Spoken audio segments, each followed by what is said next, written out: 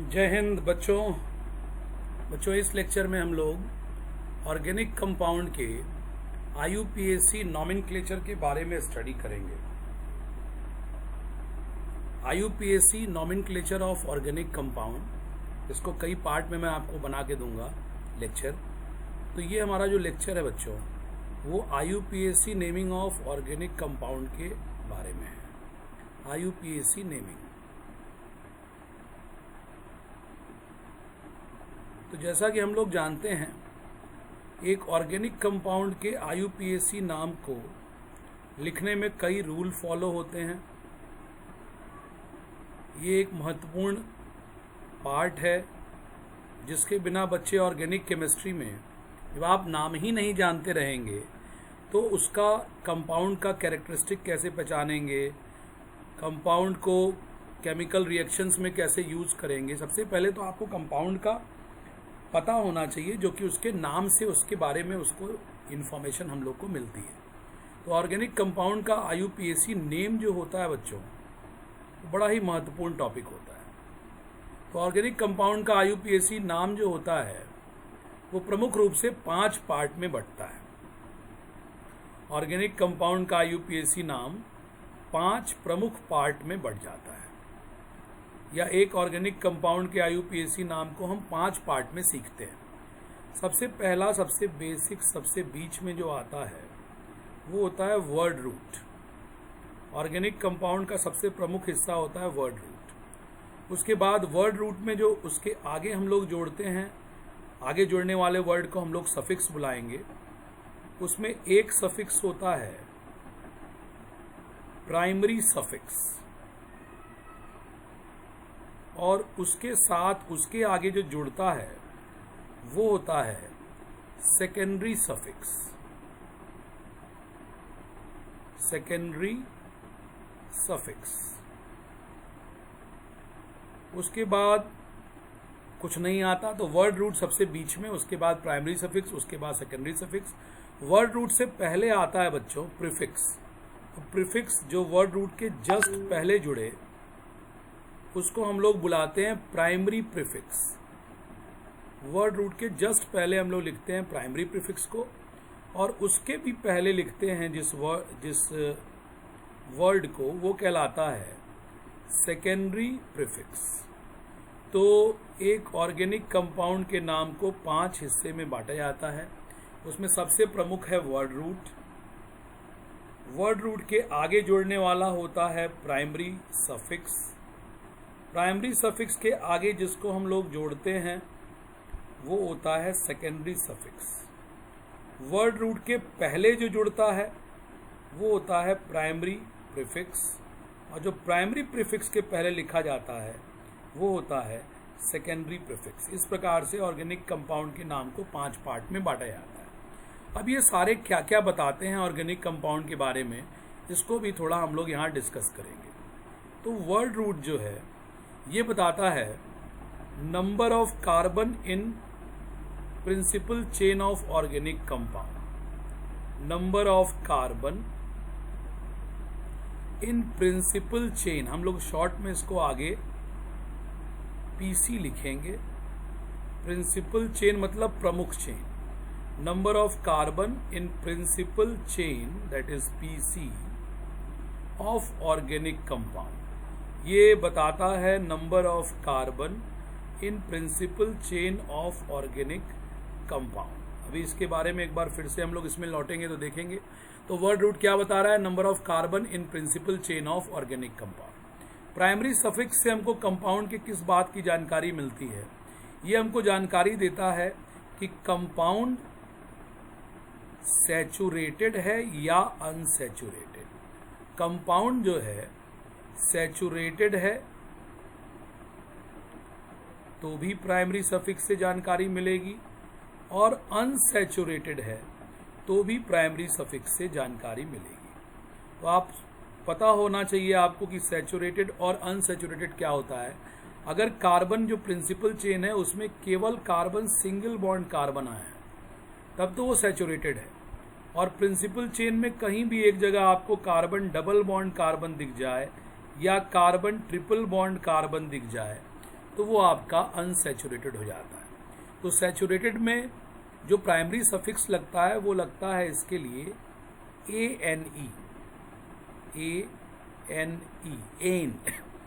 Double bonded अगर आया तो इसमें जो प्राइमरी सफिक्स लगेगा वो लगेगा ENE, और इसमें तीसरे वाले में जो लगेगा वो YNE लगेगा। लिखते समय हम लोग इसको YNE लिखते हैं, लेकिन प्रोनाउंस करते हैं हम लोग इसको आइन, आइन, लास्ट वाले C ट्रिपल बॉन्ड C के लिए आइन। तो 3 हमारे पास प्रीफिक्स प्राइमरी आ गए। सैचुरेटेड वाले के लिए एन, अनसैचुरेटेड वाले में डबल बॉन्ड अगर प्रिंसिपल चेन में है तो इन, और वर्ड रूट के आगे ट्रिपल बॉन्ड अगर प्रिंसिपल चेन में है तो प्राइमरी सफिक्स के रूप में आइन जुड़ता है। इसके प्रकार से अब हम लोग आते हैं सेकेंडरी सफिक्स के बारे में। सेकेंडरी सफिक्स कंपाउंड के किस इंफॉर्मेशन को रिवील करता है? तो सेकेंडरी सफिक्स जो है ये कंपाउंड के फंक्शनल ग्रुप के बारे में बताता है। कंपाउंड में जो फंक्शनल ग्रुप है, कंपाउंड में जो फंक्शनल ग्रुप है, या हम ये भी कह सकते हैं कि कंपाउंड में अगर कई फंक्शनल ग्रुप हैं तो प्रिंसिपल फंक्शनल ग्रुप के बारे में बताता है। प्रिंसिपल फंक्शनल ग्रुप वो होता है जो कंपाउंड का प्रमुख फंक्शनल ग्रुप होता है। अब इसके बारे में हम लोग आगे डिस्कशन करेंगे। कई फंक्शनल ग्रुप आ जाएं, उसमें से हम लोग प्रेफरेंस रूल के अकॉर्डिंग एक फंक्शनल ग्रुप को प्रिंसिपल फंक्शनल ग्रुप सेलेक्ट करते हैं, और वही कंपाउंड का सेकेंडरी सफिक्स डिसाइड करता है। या कंपाउंड में अगर एक ही फंक्शनल ग्रुप है तो वो एक अकेला फंक्शनल ग्रुप कंपाउंड का सेकेंडरी सफिक्स डिसाइड करता है। इसको अभी हम लोग आगे कुछ एग्जाम्पल से क्लियर कर लेंगे। प्राइमरी प्रीफिक्स पे अब हम लोग आते हैं। प्राइमरी प्रीफिक्स ये एक फिक्स वर्ड होता है, साइक्लो, इसमें कोई परिवर्तन नहीं होता। Primary prefix is a fix word, cyclo. और जब कंपाउंड साइक्लिक होता है, जब कंपाउंड आपका साइक्लिक या क्लोज चेन कंपाउंड हो, इसमें कार्बन की चेन जो है, जैसे मान लीजिए ऐसा है, कार्बन की चेन क्लोज चेन हो जाए, दो एंड आपस में आके जुड़ जाए, या वो रिंग के रूप में आ जाए या चेन के रूप में आ जाए, ओपन ना हो, तो ऐसे को आप साइक्लिक कंपाउंड बोलते हैं। और साइक्लिक कंपाउंड में ही प्राइमरी प्रीफिक्स साइक्लो यूज किया जाता है। अब बारी आती है सेकेंडरी प्रीफिक्स की। तो सेकेंडरी प्रीफिक्स ये जो है, ये सब्स्टिट्यूएंट्स, ऑर्गेनिक कंपाउंड में जो सब्स्टिट्यूएंट्स होते हैं, सब्स्टिट्यूएंट्स को हम लोग जनरली साइड चेन का भी नाम देते हैं। सब्स्टिट्यूएंट्स या साइड चेन, या समटाइम कभी कई फंक्शनल ग्रुप हैं तो प्रिंसिपल फंक्शनल ग्रुप तो डिसाइड करता है आपका सेकेंडरी सफिक्स, लेकिन उसके अलावा जो फंक्शनल ग्रुप होते हैं जिनको हम सेकेंडरी फंक्शनल ग्रुप के रूप में लिख लेते हैं, सेकेंडरी फंक्शनल ग्रुप, ये सारा आगे एग्जाम्पल में आपको डील कर दिया जाएगा। सेकेंडरी फंक्शनल ग्रुप के लिए भी आप जो यूज करते हैं वर्ड, वो होता है सेकेंडरी प्रीफिक्स। तो इसके बारे में हम लोग धीरे धीरे से आगे जब बढ़ेंगे तो उसको क्लियर करते चलेंगे।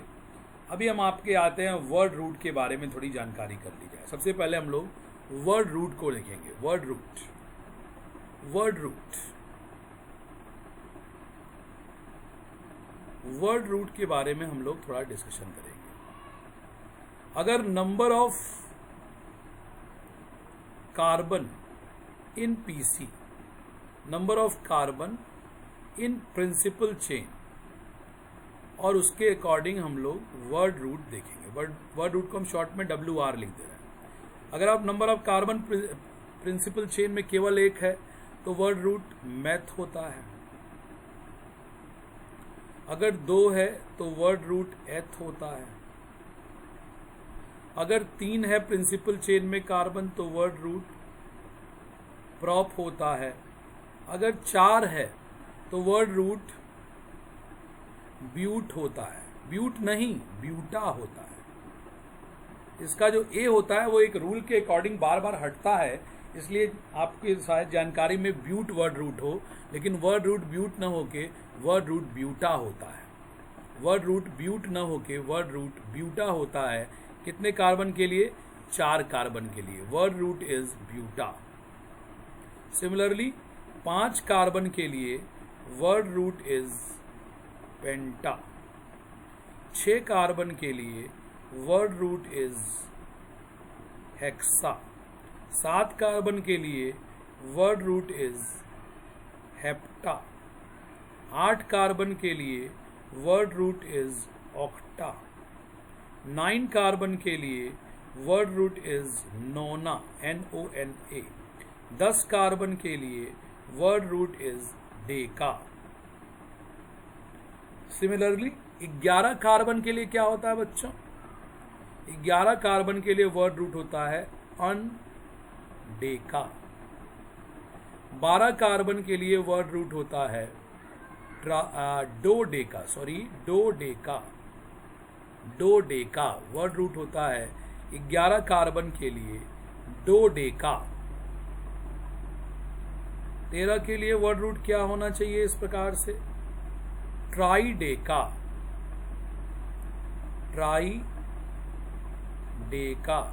14 के लिए टेट्राडेका।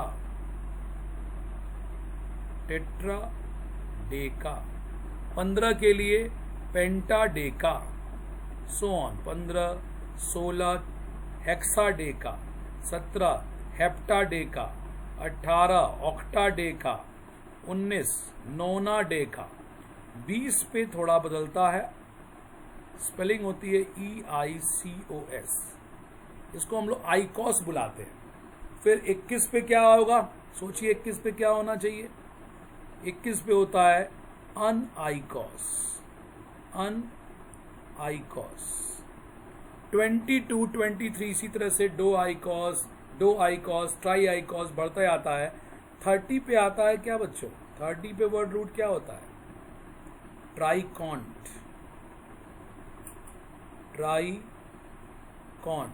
फिर अनट्राइकॉन्ट, डो ट्राइकॉन्ट, सिमिलरली चलते आता है। तो हम लोग को जो IUPAC नेमिंग करनी है, हम नहीं समझते कि आपको 12-13 से ज़्यादा कहीं PC में कार्बन यूज़ करने पड़ेंगे। तो हम लोग जो याद रखेंगे वो याद रखेंगे अप टू 12 हम लोग को याद रखना चाहिए। 1 से लेके अप टू 12 तक आपको वर्ड रूट याद होने चाहिए। अब इसके बाद हमारे पास आगे हम लोग बढ़ते हैं तो हम लोग देखते हैं selection of principal chain. Selection of principal chain कैसे होता है? प्रिंसिपल चेन का सिलेक्शन कैसे किया जाता है? हम लोग सबसे पहले डील करेंगे सैचुरेटेड कार्बन, हाइड्रोकार्बन, एल्केन की कैटेगरी होती है, उसमें हम लोग प्रिंसिपल चेन का सिलेक्शन करेंगे। Saturated hydrocarbon, saturated hydrocarbon.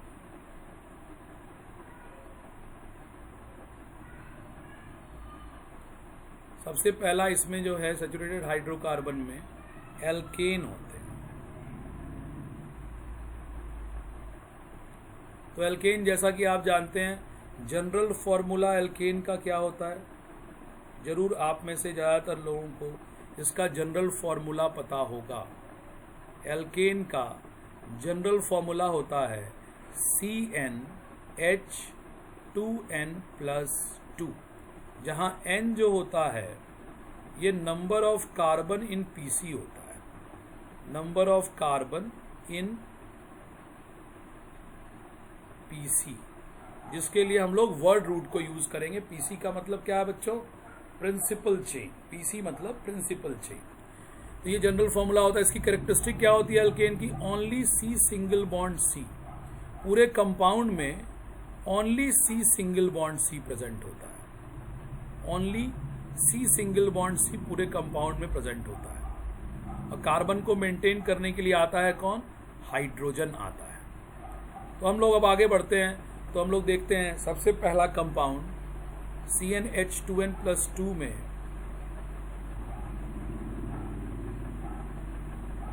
सबसे पहला कंपाउंड होगा C। अब उसके 4 हाइड्रोजन आ जाएंगे उसकी 4 कार्बन की वैलेंसी को मेंटेन करने के लिए, तो CH4। यहाँ पे वर्ड रूट क्या होगा आपका?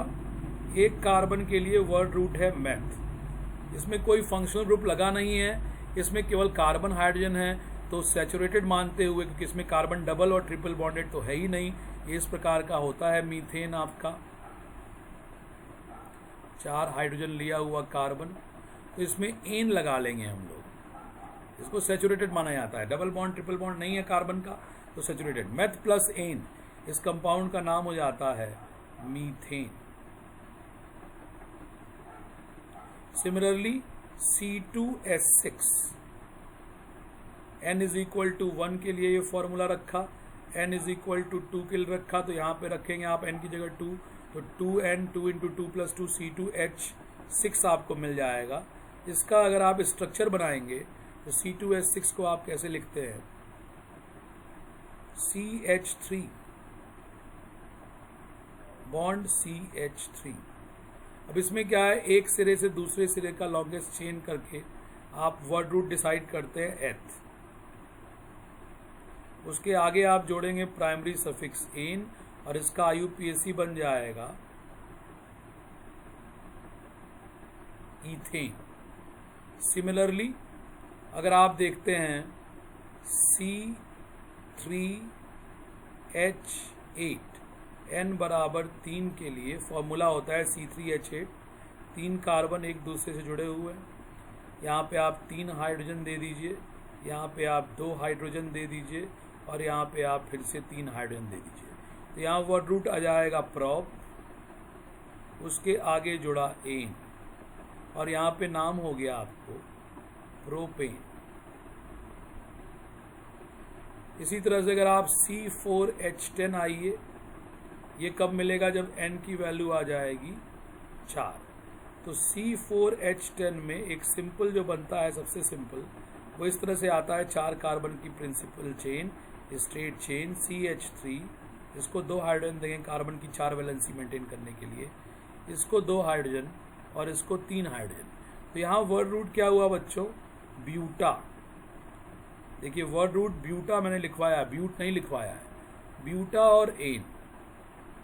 अब देखिए यहाँ 2 वर्ड जो जुड़ने जा रहे हैं, पहले के लास्ट में भी एक वॉवेल है ए और दूसरे के फर्स्ट में भी एक वॉवेल है ए, तो वन ऑफ द वॉवेल, पहले वाले वॉवेल को हम लोग रिमूव कर लेते हैं। 2 वॉवेल एक के बाद एक ही जैसे आ रहे हैं, तो वन ऑफ द वॉवेल हम ए को यहाँ से रिमूव करेंगे।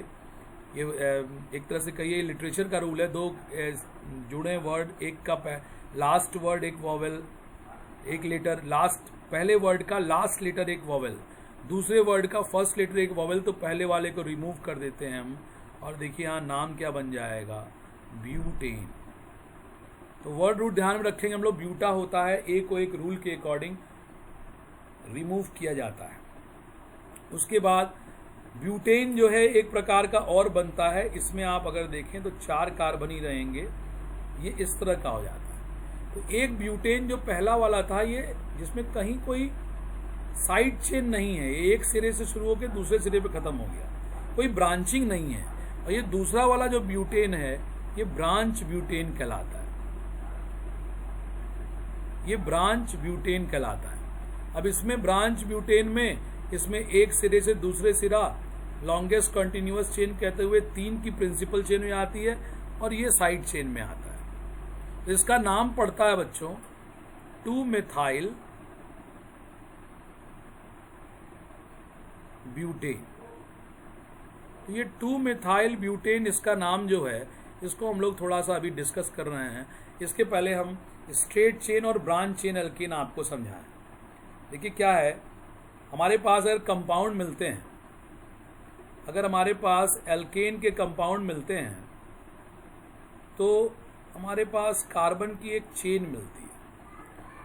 जैसे कार्बन की मान लीजिए ये चेन आपको हो गई, ये पूरा कंपाउंड, इसकी कार्बन की चेन, तो एक सिरा, one end of the compound and another end of the compound, इसमें 2 ही एंड हैं या 2 ही सिरे हैं इसमें कार्बन के चेन में, तो इसको हम लोग बोलते हैं, कभी भी केवल 2 एंड ऑफ कार्बन हो, कार्बन का एक एंड एक कार्बन हो, दूसरा चेन का एक एंड दूसरा कार्बन हो, केवल 2 ही एंड के कार्बन हो, बीच में चेन कहीं बटी ना हो, या 2 ही एंड के कार्बन हो, तो इसको हम लोग बुलाते हैं अनब्रांच्ड, इसको हम लोग बुलाते हैं अनब्रांच्ड।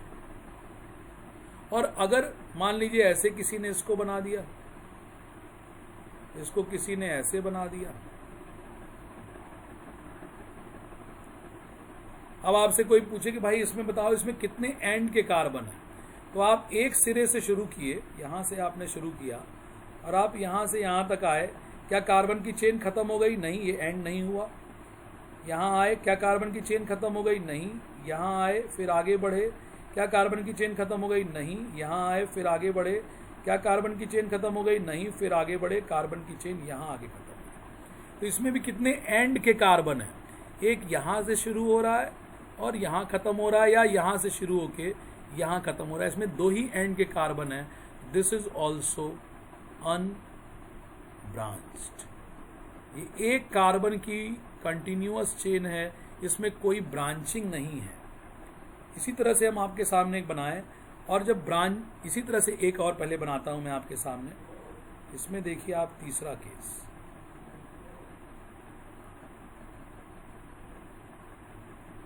तो इसमें अगर हम लोग तीसरे केस में आते हैं तो इसमें आप देखिए यहाँ पे एक एंड का कार्बन, इससे हम आगे बढ़ते हैं, यहाँ तक गए, क्या कार्बन की चेन खत्म हुई? यहाँ तक गए, क्या कार्बन की चेन खत्म हुई? नहीं। यहाँ पे देखिए कार्बन की चेन 2 डायरेक्शन में बढ़ रही है, एक इधर चला जा रहा है और एक नीचे चला आ रहा है। तो इसमें 2 एंड के कार्बन नहीं है, इसमें एक एंड का कार्बन यहाँ बैठा हुआ है, एक एंड का कार्बन जहाँ पे चेन खत्म हो रही है यहाँ बैठा हुआ है, और एक यहाँ बैठा हुआ है। तो जहाँ 2 से ज़्यादा एंड कार्बन हो जाएं उसको आप अनब्रांच नहीं बुलाएंगे, उसको आप ब्रांच चेन बुलाएंगे। उसको हम लोग कौन सी चेन बुलाते हैं बच्चों? ब्रांच चेन बुलाते हैं। या हम अगर ऐसे बोलें कि एक सिरे से दूसरे सिरे जाते समय कहीं अगर कार्बन की चेन 2 या 2 से ज़्यादा डायरेक्शन में भाग रही है, 2 या 2 से ज़्यादा डायरेक्शन में चल रही है, तो हम उसको ब्रांच्ड बुलाएंगे, अदरवाइज अनब्रांच। फिर से सुनेंगे, अगर एक सिरे से दूसरे सिरे में जाते समय कार्बन की चेन 2 या 2 से ज्यादा डायरेक्शन में जा रही है तो उसको हम लोग ब्रांच्ड बुलाएंगे, अदरवाइज अनब्रांच्ड। इसमें आप चेक कर सकते हैं, ये ब्रांच अनब्रांच्ड है, ये भी अनब्रांच्ड है, और ये वाला जो है 2 या 2 से ज्यादा डायरेक्शन, देखिए यहाँ आते ही कार्बन की चेन 2 डायरेक्शन में जाने लगी। It is the case of branched. अब इसमें हम नेक्स्ट में आपको सिखाएंगे कि ब्रांच्ड और अनब्रांच्ड में प्रिंसिपल चेन कैसे ली जाती है। तो प्रिंसिपल चेन के लिए आपको सेकेंड लेक्चर देखना चाहिए। सेकेंड लेक्चर में हम प्रिंसिपल चेन और एल्केन के अदर रूल ऑफ नॉमेनक्लेचर के बारे में बात करेंगे। थैंक यू वेरी मच बच्चों। ये पूरा लेक्चर आप देखिए, शॉर्ट लेक्चर है, एक बार आप इसको देखिए, और डाउट्स होते हैं तो आप कमेंट में पूछ सकते हैं, या हमसे क्लास में अगर मैं आता हूँ वहाँ भी पूछ सकते हैं। थैंक यू वेरी मच बच्चों।